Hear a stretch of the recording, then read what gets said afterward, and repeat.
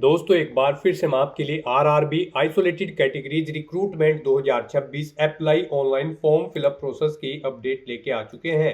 किस तरह से आप आरआरबी आइसोलेटेड कैटेगरीज की वेरियस पोस्ट के लिए 312 वैकेंसीज के लिए अपने फॉर्म अप्लाई कर सकते हो। स्टेप बाय स्टेप कंप्लीट जानकारी आपको इस वीडियो में दी जाएगी। लास्ट डेट ऑनलाइन आवेदन करने की 29 जनवरी 2026 है, तो आप जल्द से जल्द अपना फॉर्म अप्लाई कर ले। फॉर्म अप्लाई करते समय आप अपना रजिस्ट्रेशन कैसे करोगे, कैसे आपको अपना आधार या फिर पैन वेरिफिकेशन करना होगा, कैसे आप अपनी पोस्ट प्रेफरेंस दोगे, किस तरह से आपको अपना लाइव फोटो कैप्चर करना होगा, डॉक्यूमेंट सिग्नेचर फोटोग्राफ कैसे और कितने केबी में आपको अपलोड करने होंगे, फीस पेमेंट करते हुए रजिस्ट्रेशन से लेकर प्रिंट तक आप किस प्रकार से अपना फॉर्म अप्लाई करोगे। पूरी जानकारी के लिए आपको ये वीडियो शुरू से लेके एंड तक बिना स्किप किए हुए देखनी होगी। इस वीडियो को पूरा देखने पर ही आपके सभी सवाल और डाउट क्लियर होंगे। तो चलिए दोस्तों बिना कोई वक्त गंवाए शुरू करते हैं RRB isolated categories form fill up की पूरी जानकारी। फॉर्म भरने से पहले आपको सबसे पहले हमारी वेबसाइट IND सरकारी नौकरी के इस पेज पर विजिट करना होगा, जिसका लिंक आपको नीचे description plus first comment box में मिल जाएगा। और हमारे इस पेज पर विजिट करके आप यहां से आरआरबी आइसोलेटेड कैटेगरीज का फॉर्म अप्लाई कर सकते हो। रेलवे रिक्रूटमेंट बोर्ड आरआरबी भारतीय रेलवे की ओर से आइसोलेटेड कैटेगरीज के लिए 312 वैकेंसीज निकाली गई है। इसमें अलग अलग पोस्ट के लिए अलग अलग वैकेंसीज है। सबसे अधिक वैकेंसी जूनियर हिंदी ट्रांसलेटर की है, 202 वैकेंसीज यहाँ पर निकली है। बाकी की पोस्ट के लिए भी आप यहाँ से वैकेंसी चेकआउट कर सकते हो। लास्ट डेट ऑनलाइन आवेदन करने की 29 जनवरी 2026 है। 19,900 से 44,900 से लिए प्रति माह के लिए। क्वालिफिकेशन की अगर बात की जाए और एज लिमिट की, तो आप यहां से पोस्ट वाइज चेकआउट कर ले। जैसे कि चीफ लॉ असिस्टेंट के लिए बैचलर डिग्री इन लॉ से आप अप्लाई कर सकते हो, 18 से 40 वर्ष आयु सीमा है। पब्लिक प्रोसिक्यूशन के लिए भी यहाँ पर बैचलर डिग्री लॉ से अप्लाई कर सकते हो, 18 से 32 वर्ष आयु सीमा है। जूनियर हिंदी ट्रांसलेटर के लिए post graduate degree master degree से आप अप्लाई कर सकते हो, 18 से 33 वर्ष आयु सीमा है। सीनियर पब्लिसिटी इंस्पेक्टर के लिए बैचलर डिग्री या डिप्लोमा से आप अप्लाई कर सकते हो, 18 से 33 वर्ष आयु सीमा है। इसी तरह से बाकी की पोस्ट के लिए भी आप यहाँ से क्वालिफिकेशन चेकआउट कर ले और एज लिमिट भी आपको इन्हीं के साथ में यहाँ पर दे दी गई है। आप यहाँ से कंप्लीट डिटेल चेकआउट कर सकते हो। लैब असिस्टेंट ग्रेड 3 केमिस्ट और मेटालॉजिस्ट के लिए भी यहाँ पर 12 पास अप्लाई कर सकते हैं। साइंस फिजिक्स केमिस्ट्री के साथ में 18 से 30 वर्ष आयु सीमा है। एप्लीकेशन फीस 500 है UR OBC WS के लिए, जो कि 400 रिफंड कर दी जाएगी। SC/ST PWD फीमेल के लिए 250 है, जो कि टोटल रिफंड कर दी जाएगी। ऑनलाइन मोड से आप फीस पेमेंट करोगे। कंप्यूटर बेस्ड टेस्ट CBT और डॉक्यूमेंट वेरिफिकेशन के आधार पर सिलेक्शन होगा।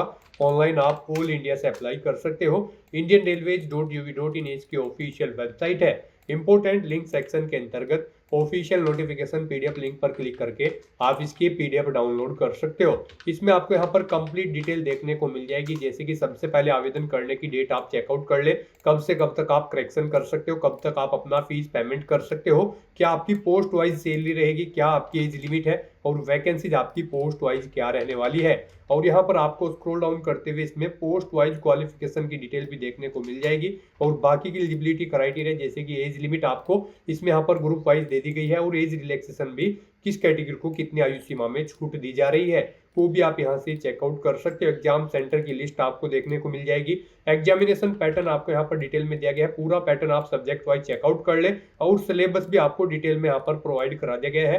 पूरा सिलेबस भी आप टॉपिक वाइज चेकआउट कर सकते हो। कुछ इंस्ट्रक्शंस दिए गए हैं फॉर्म अप्लाई करने से रिलेटेड, किस प्रकार से आपको अपना लाइव फोटो कैप्चर करना होगा, डॉक्यूमेंट्स आपको और सिग्नेचर कैसे कितने केबी में आपको अपलोड करने होंगे, कैसे थंब इंप्रेशन आप अपलोड करोगे। और साथ ही साथ दोस्तों यहाँ पर आपको आरआरबी वाइज अलग अलग वैकेंसीज की इंफॉर्मेशन दे दी गई है और इसी PDF के एंड में आपको वैकेंसीज के साथ में यहाँ पर क्वालिफिकेशन की भी अलग अलग पोस्ट की जानकारी देखने को मिल जाएगी। तो फॉर्म अप्लाई करने से पहले आपके ऑफिशियल नोटिफिकेशन की PDF पूरा पढ़ना अनिवार्य है। इसको पूरा पढ़ने से ही आपके सभी सवाल और डाउट क्लियर होंगे। PDF रीड आउट करने के बाद में आपको अप्लाई ऑनलाइन के इस लिंक पर क्लिक करना होगा, तो आपके सामने ऑनलाइन आवेदन करने का ये ऑफिशियल पोर्टल ओपन हो जाएगा।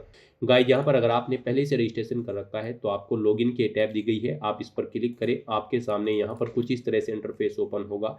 अब यहाँ से आप लॉगिन विद आधार या फिर लॉगिन विद आरआरबी अकाउंट, इनमें से किसी भी ऑप्शन का यूज करते हुए लॉगिन करके अपना फॉर्म अप्लाई कर सकते हो। और अगर आप यहाँ पर इस पोर्टल के थ्रू किसी भी भर्ती के लिए फर्स्ट टाइम अप्लाई करने जा रहे हो तो सबसे पहले यहाँ पर आपको अपना रजिस्ट्रेशन करना होगा। उसके लिए आपको क्रिएट न्यू अकाउंट का ये टैब दिया गया है, आप इस पर क्लिक करें। आपके सामने यहाँ पर कुछ इस तरह से इंटरफेस ओपन होगा। यहाँ पर इस पॉपअप में आपसे कहा गया है अगर आपने 2024 या फिर 25 में रेलवे की किसी भी भर्ती के लिए इस पोर्टल के थ्रू अप्लाई किया है तो आपको रजिस्ट्रेशन की जरूरत नहीं है। नहीं किया है तो आपको अपना रजिस्ट्रेशन करना होगा। तो यहाँ पर आप ओके करें और यहाँ पर अब आप अपनी पर्सनल इन्फॉर्मेशन प्रोवाइड करते हुए अपना अकाउंट क्रिएट कर लें। सबसे पहले यहाँ पर आपको अपनी नेशनैलिटी सेलेक्ट करनी है, फिर यहाँ पर आपको अपनी पर्सनल इन्फॉर्मेशन में अपना नाम एंटर करना है। यह आपकी 10वीं की मार्कशीट के अकॉर्डिंग होना चाहिए। आपको अपना नाम रिटाइप करना है। उसके बाद आपसे पूछा गया कि क्या आपने कभी अपना नाम चेंज किया है। अगर किया है तो आप यस ऑप्शन सेलेक्ट करेंगे और फिर यहाँ पर आप जब आपके डॉक्यूमेंट वेरीफाई होंगे उस समय आपको गैजेटेड नोटिफिकेशन या फिर रिलीवेंट लीगल डॉक्यूमेंट शो करना होगा अब आपके नाम चेंज का। और अगर आपने कभी नाम चेंज नहीं किया है तो सिंपली यहाँ पर आपको नो ऑप्शन सेलेक्ट करना है।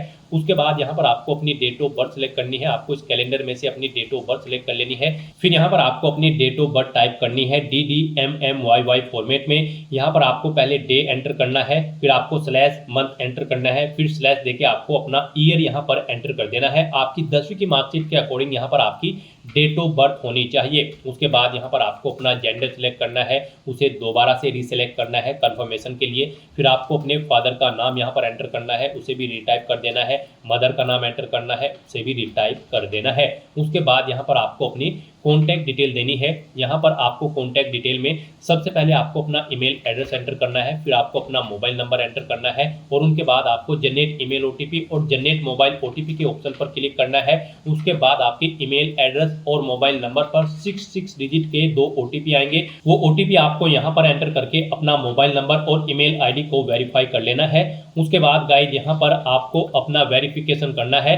वेरिफिकेशन के लिए यहाँ पर आपके पास 3 ऑप्शन है। आप यहाँ पर डिजी लॉकर के थ्रू अपना वेरिफिकेशन कर सकते हैं या फिर गाइड यहाँ पर आप आधार कार्ड के थ्रू अपना वेरिफिकेशन कर सकते हैं या फिर आपके पास अगर आधार भी नहीं है तो उसके थ्रू भी आप यहाँ पर अपना वेरिफिकेशन कर सकते हैं अपने पैन नंबर की डिटेल प्रोवाइड कराते हुए।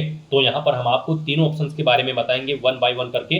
तो यहाँ पर अगर आप ऑप्शन सेलेक्ट करते हैं वेरिफिकेशन थ्रू डिजी लॉकर तो आपको यहाँ पर वेरिफिकेशन थ्रू डिजी लॉकर के इस ऑप्शन पर क्लिक करना है। फिर यहाँ पर आपको आई कंफर्म के चेकबॉक्स को ओके करना है और उसके बाद गाइज आपको वेरीफाई के इस ऑप्शन पर क्लिक कर देना है।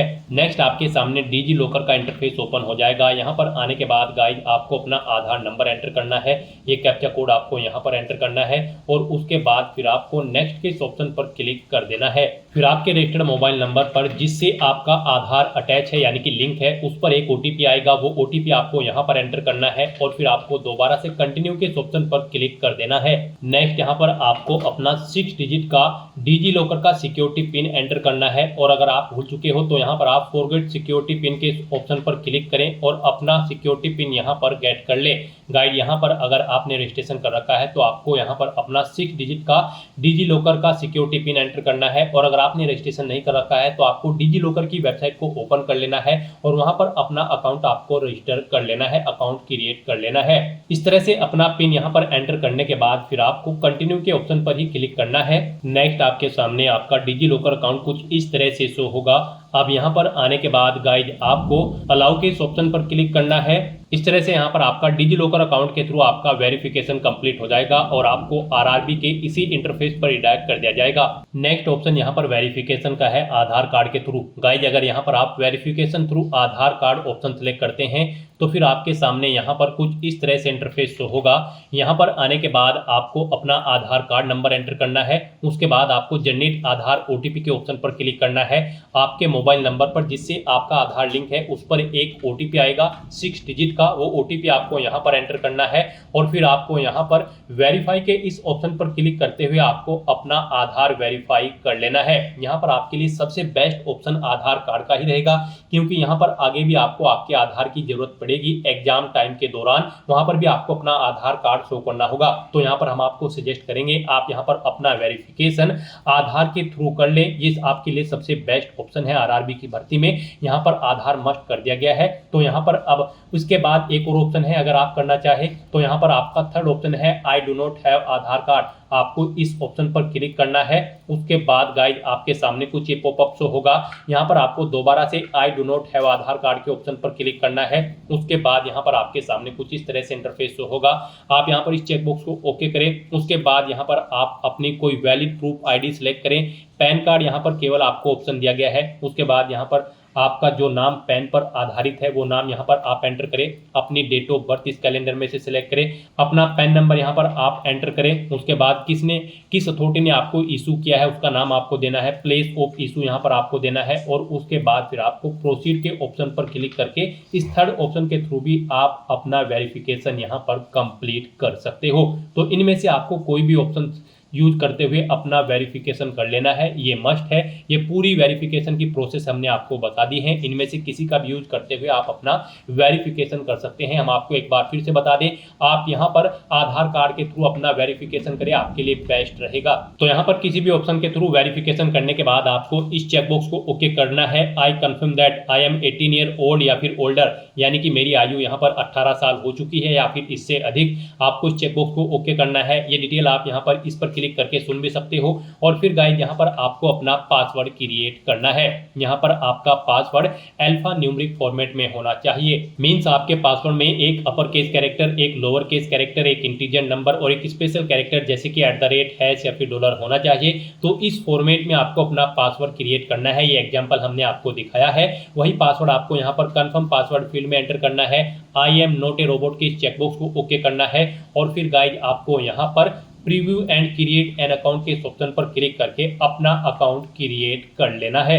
अपना अकाउंट क्रिएट करने के बाद आपको आरआरबी की इस वेबसाइट पर रिडायरेक्ट कर दिया जाएगा, या फिर आप rrbapply.gov.in लॉगिन कर लें। और यहाँ पर अब आप लॉगिन की स्टेप पर क्लिक करें और यहाँ पर आप आधार या फिर आरआरबी अकाउंट की डिटेल प्रोवाइड करते हुए लॉगिन कर ले। यहाँ पर अगर आप लॉगिन विद आरआरबी अकाउंट करते हैं तो फिर आपके सामने कुछ इस तरह से इंटरफेस शो होगा। यहाँ पर अब आपको अपना मोबाइल नंबर या फिर ईमेल एड्रेस एंटर करना है, अपना पासवर्ड आपको एंटर करना है, इस चेकबॉक्स को ओके करना है और उसके बाद आपको यहाँ पर लॉगिन की स्टेप पर क्लिक करना है।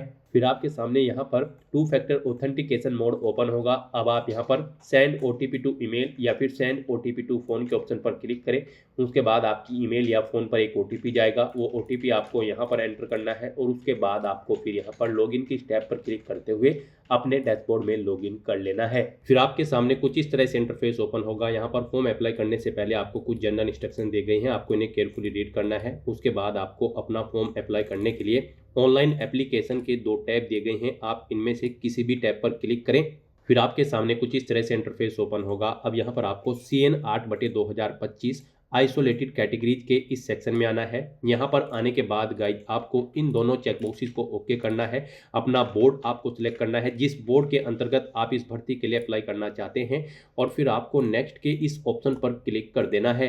अब यहाँ पर आपका फॉर्म स्टार्ट हो चुका है। आपको आपकी पर्सनल डिटेल कुछ ऑटोमेटिकली फिर मिलेगी, जैसे कि आपकी डेट ऑफ बर्थ, आपका नाम, आपके फादर मदर का नाम। यहाँ पर ये डिटेल आपके OTR से यानी कि रजिस्ट्रेशन से फैच कर ली गई है। अब आपको बस यहाँ पर अपना मैरिटल स्टेटस सेलेक्ट करना है, आप मैरिड हो या फिर अनमैरिड। उसके बाद आपको अपना रिलीजन सेलेक्ट करना है, फिर आपको अपनी मातृभाषा यहाँ पर सेलेक्ट करनी है।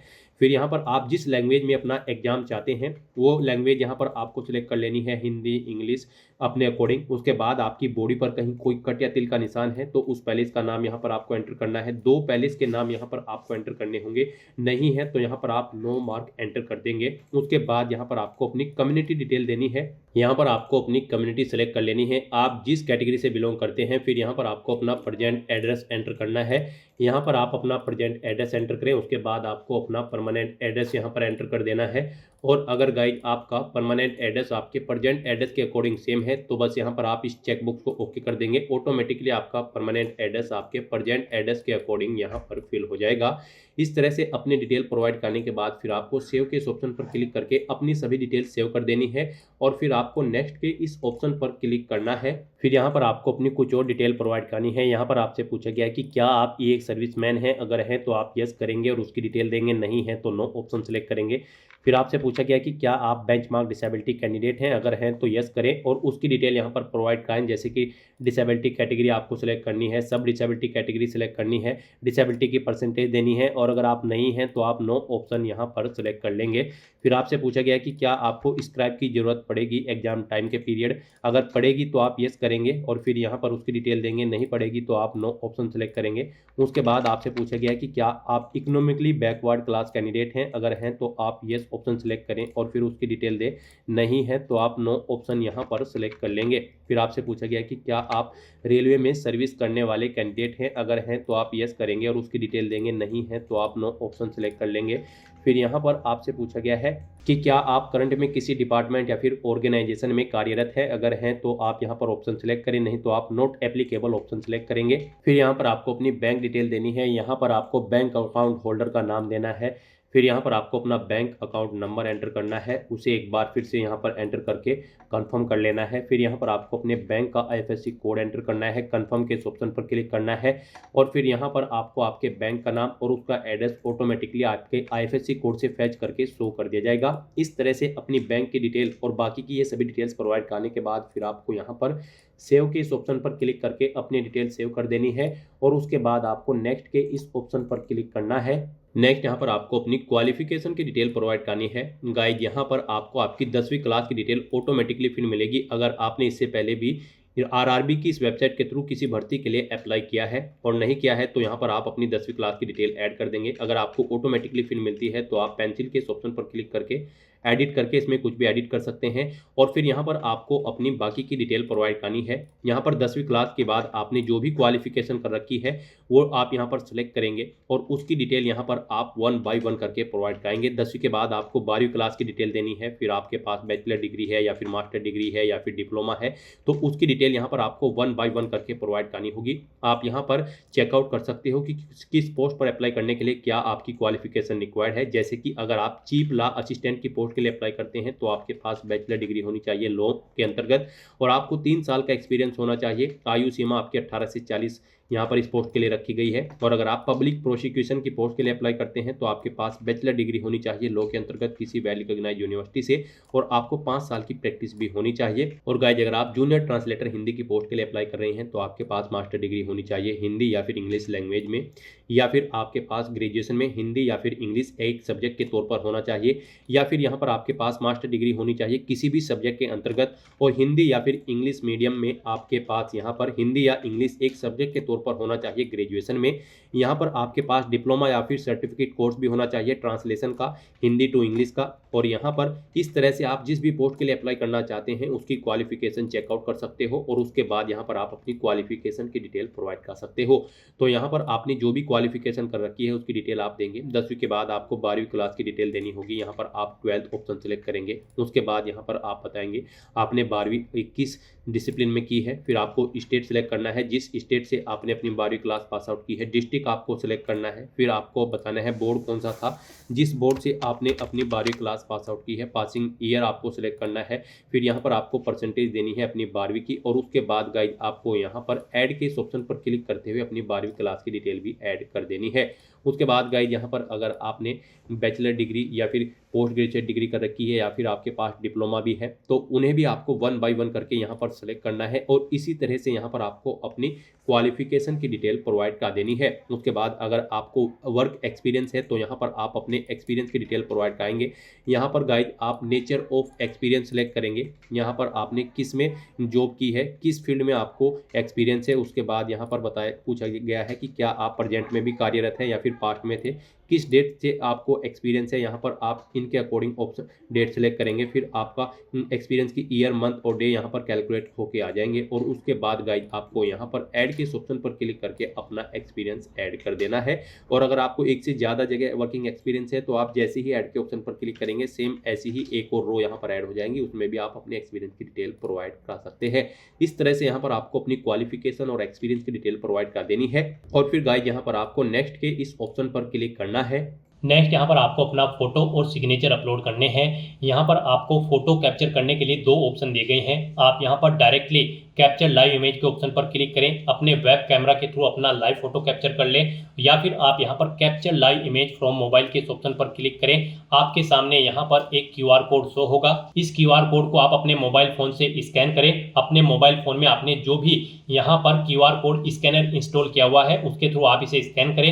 उसके बाद आपके मोबाइल फोन में आपको अपना RRB का अकाउंट लॉगिन करना होगा। अपने लॉगिन की डिटेल प्रोवाइड करते हुए आपको अपने डैशबोर्ड में लॉगिन कर लेना है और फिर वहां से आपको अपना फोटो लाइव कैप्चर करना है। फोटो कैप्चर करते समय आपको अपना फेस सर्कल में प्रॉपर वे में लाना है और अपनी आंखों को 2 या 3 बार ब्लिंक करना है। उसके बाद यहाँ पर आपका लाइव फोटो कैप्चर हो जाएगा आपके मोबाइल फोन से। यहाँ पर फोटो कैप्चर करते समय आपको कुछ जनरल इंस्ट्रक्शंस दिए गए हैं, आपको इन्हें रीड आउट कर लेना है। फोटो कैप्चर करते समय आपको सफेद कपड़े नहीं पहनने हैं और जिस स्थान पर आप अपना फोटो कैप्चर करेंगे वहां पर प्रॉपर वे में लाइट होनी चाहिए और प्लेन बैकग्राउंड उस स्थान का होना चाहिए और यहाँ पर आपको बिल्कुल सीधा कैमरे की तरफ देखना है और आपको यहाँ पर फोटो कैप्चर करते समय अपने सर पर कोई टोपी या फिर कैप नहीं पहननी है, ना आपको अपने चेहरे पर कोई मास्क लगाना है और ना ही आपको अपने आंखों पर कोई चश्मा यहाँ पर पहनना है। तो यहाँ पर आपको कुछ इन इंस्ट्रक्शंस को ध्यान में रखते हुए अपना लाइव फोटो कैप्चर कर लेना है। दोस्तों, मोबाइल से लाइव फोटो कैप्चर करने के लिए सबसे पहले आपको अपने फोन में QR code scanner application open करनी होगी। उसके बाद में आपको ये बार कोड यहाँ पर स्कैन कर लेना होगा। उसके बाद में आपको इस लिंक पर क्लिक करना होगा। उसके बाद यहाँ पर आने के बाद में आपको RRB अकाउंट के अंतर्गत अपने डैशबोर्ड में लॉगिन करना होगा। लॉगिन करने के लिए आप आधार से लॉगिन कर सकते हो या फिर RRB अकाउंट के थ्रू लॉगिन कर सकते हो। जैसे कि हम आपको RRB अकाउंट के थ्रू लॉगिन करके दिखा रहे हैं। सबसे पहले आपको यहाँ पर अपना ईमेल एड्रेस एंटर करना होगा, पासवर्ड आपको एंटर करना होगा और इस चेक बॉक्स को ओके करना होगा और यहाँ पर लॉगिन की स्टेप पर क्लिक करके अपने डैशबोर्ड में लॉगिन कर लेना होगा। लॉगिन करने के लिए आपको ईमेल आईडी या फिर मोबाइल फोन पर एक OTP सेंड करना होगा। उसके लिए आपको यहाँ पर इस लिंक पर क्लिक करना होगा। OTP एंटर करने के बाद में आपको लॉगिन की स्टेप पर क्लिक करना होगा। लॉगिन करने के बाद में आपके सामने कुछ इस तरह से इंटरफेस ओपन हो जाएगा। यहाँ पर आकर आपको इस पेज को स्क्रॉल डाउन करना होगा और यहाँ पर आप देख सकते हो capture live image. Live photo capture करने के लिए आपको इस टैब पर क्लिक करना होगा और अपना लाइव फोटो कैप्चर कर लेना होगा। फोटो कैप्चर करने के लिए आपको अपना फेस इस सर्कल के अंतर्गत लाना होगा और अपनी आंखों को यहाँ पर ब्लिंक करना होगा वेरिफिकेशन के लिए और उसके बाद में कैप्चर के इस टैब पर क्लिक करके अपना लाइव फोटो कैप्चर कर लेना होगा। तो इस तरह से आपका लाइव फोटो कैप्चर हो जाएगा और उसके बाद में आपको सेव की टैब पर क्लिक करके अपना लाइव फोटो जो आपने कैप्चर किया है उसको सेव कर देना होगा। उसके बाद गाइस यहाँ पर आपको अपने सिग्नेचर अपलोड करने हैं। सिग्नेचर यहाँ पर आपके JPG या फिर JPEG फॉर्मेट में होने चाहिए। सिग्नेचर की विड्थ आपकी 140 पिक्सल होनी चाहिए, हाइट 60 पिक्सल होनी चाहिए। सिग्नेचर यहाँ पर आपको एक ब्लैंक इंक पेन से व्हाइट पेपर पर करने हैं। यहाँ पर आपको एक बॉक्स क्रिएट करना है जिसकी विड्थ 140 पिक्सल होनी चाहिए और हाइट उसकी 60 पिक्सल होनी चाहिए। उसमें आपको अपने सिग्नेचर यहाँ पर करके अपलोड करने हैं। साइज आपके सिग्नेचर की फाइल का 30 KB से 49 KB के बीच में होना चाहिए और अगर आप अपने सिग्नेचर का साइज कम या ज्यादा करना चाहते हैं तो आप गूगल पर जाएं, इमेज रिसाइज टाइप करें, मल्टीपल ऑनलाइन वेबसाइट ओपन होंगी, उनमें से कोई भी वेबसाइट ओपन करें, वहां पर आप अपने सिग्नेचर की फाइल को अपलोड करें और अपनी नीड के अकॉर्डिंग आप उसका साइज सेट करके